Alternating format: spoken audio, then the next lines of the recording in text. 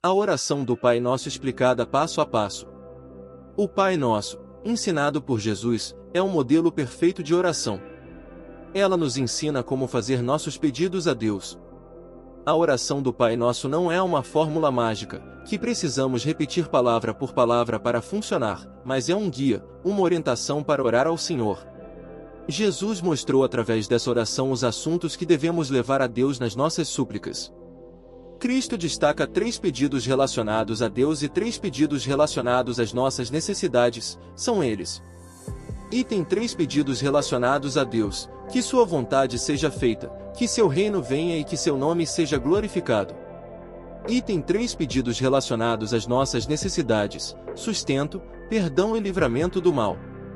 Com isso, Jesus nos ensinou a buscar primeiro o reino de Deus e a sua justiça, e depois as nossas necessidades. Podemos usar os temas da oração do Pai Nosso para fazer nossas próprias orações. A seguir a oração e explicações. Portanto, orem da seguinte forma: Pai nosso que estás no céu, santificado seja o teu nome.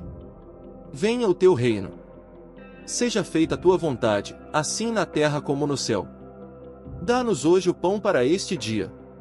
E perdoa nossas dívidas, assim como perdoamos os nossos devedores.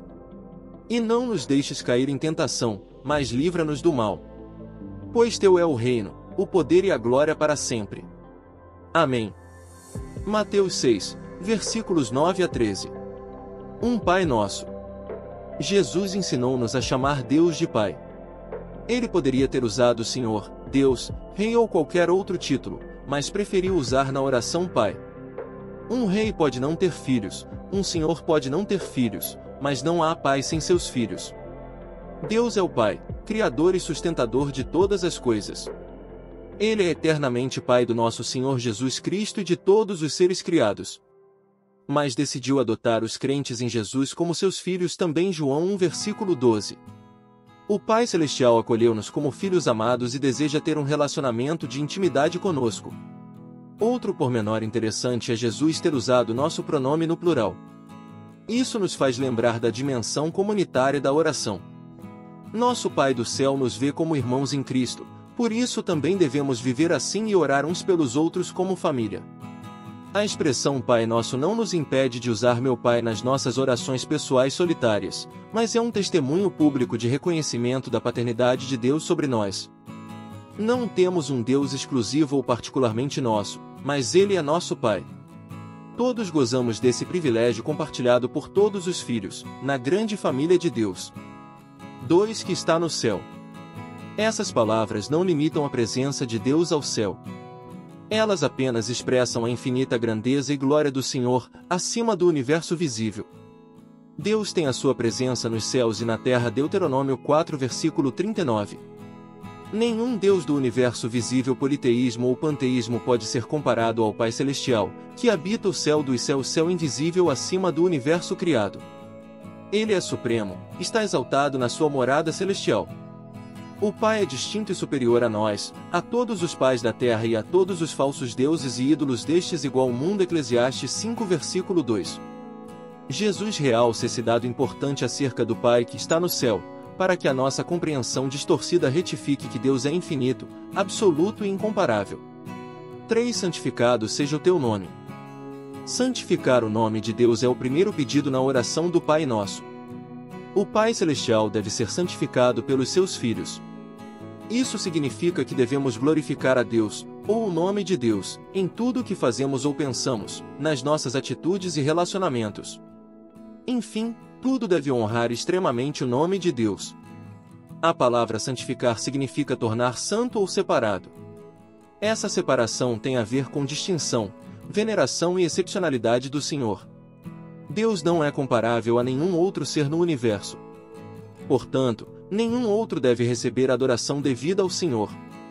Deus é santificado, honrado e glorificado, quando a sua existência é acreditada, quando a sua perfeição é amada e reverenciada em nossas vidas. 1 Pedro 3 versículo 15. E quando as suas obras são admiradas e reconhecidas.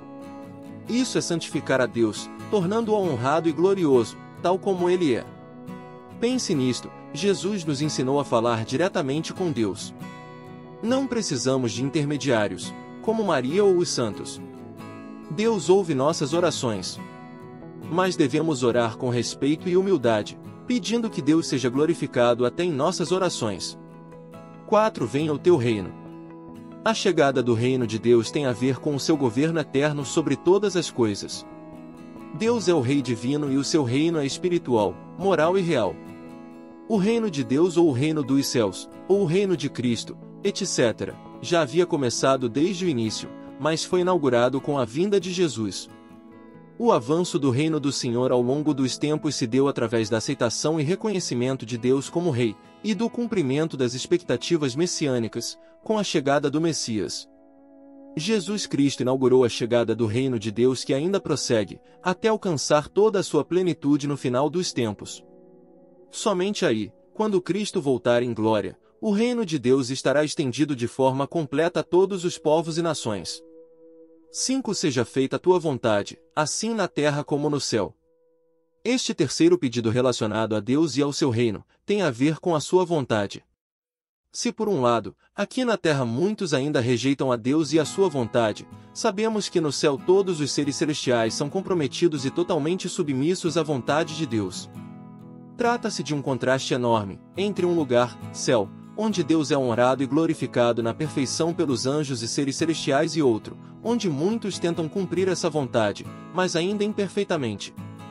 Este deve ser o nosso desejo hoje, cumprir retamente a vontade de Deus. Essa é uma obediência que envolve prontidão, dedicação e amor. Novamente, quando Cristo voltar em glória, a vontade de Deus será perfeita e completa, feita por toda a terra assim como é feita hoje no céu. Pense nisso. Quantas vezes a oração está carregada de chantagem e exigência?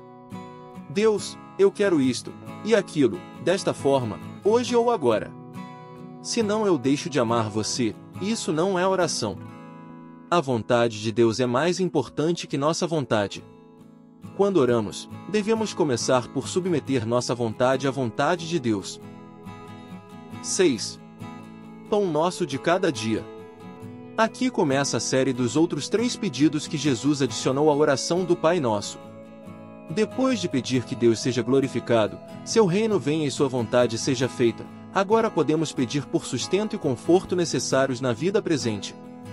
Essas petições relacionadas às necessidades humanas, pão, perdão e proteção, também em Lucas 11 versículo 3. Cada palavra revela uma lição importante.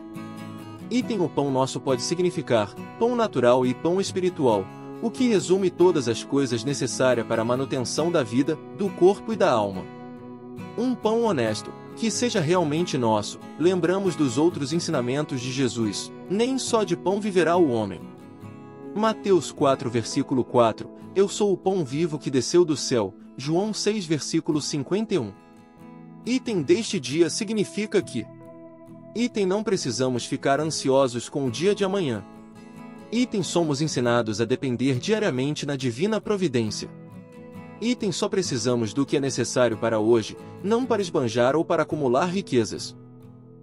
Dá-nos hoje e isso leva-nos a pensar em dependência. Precisamos do Pai Celestial para ter o suficiente para nossas vidas. Por isso, lhe pedimos, nos dê. Não dizemos nos venda, nos empreste ou nos pague, como se ele fosse obrigado a tal. Humildemente pedimos que nos dê o pão diário. Sempre estaremos em dívida com Deus por tudo que ele nos dá. O pão nosso de cada dia nos dá hoje. Mateus 6 versículo 11.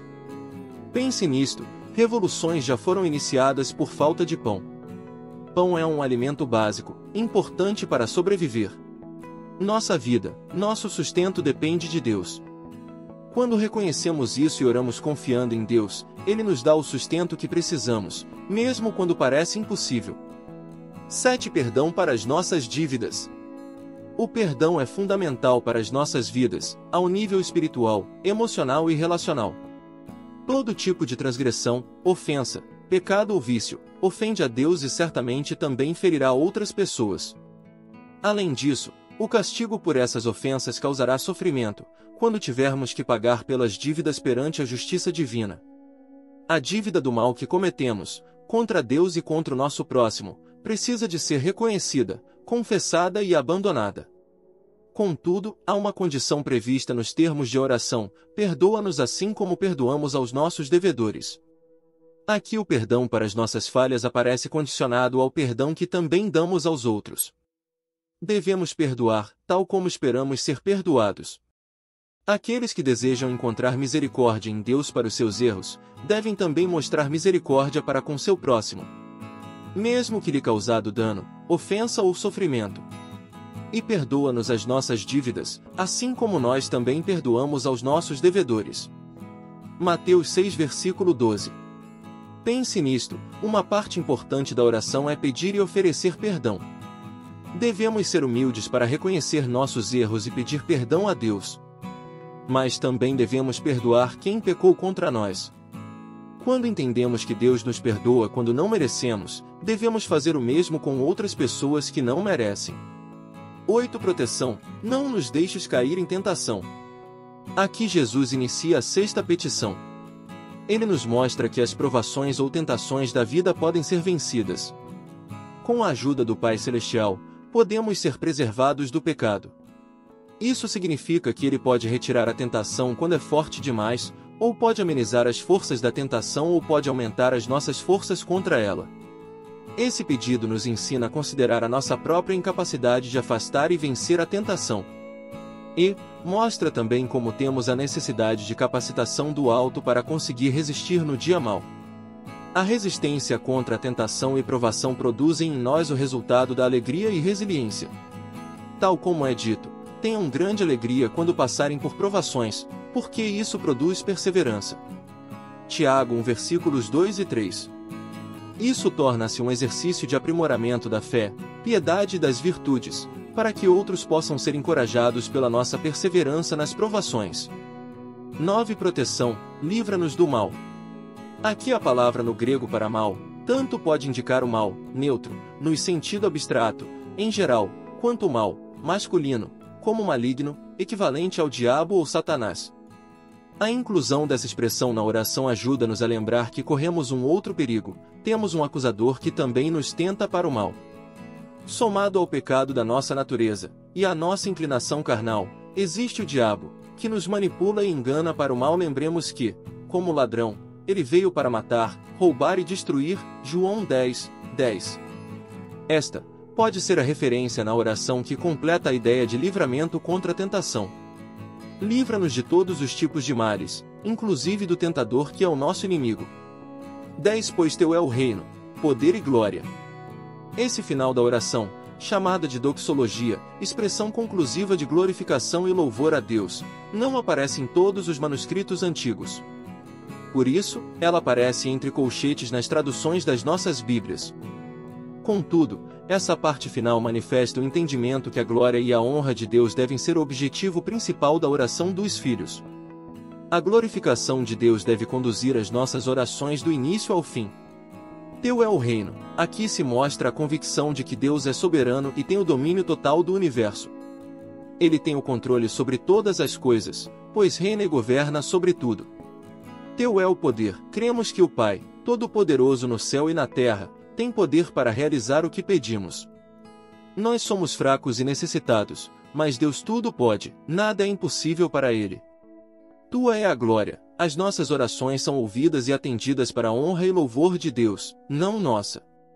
A glória de Deus é demonstrada quando Ele provê as nossas necessidades.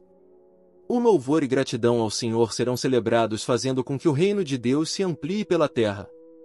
E não nos deixeis cair em tentação, mas livra-nos do mal, porque teu é o reino, o poder e a glória para sempre.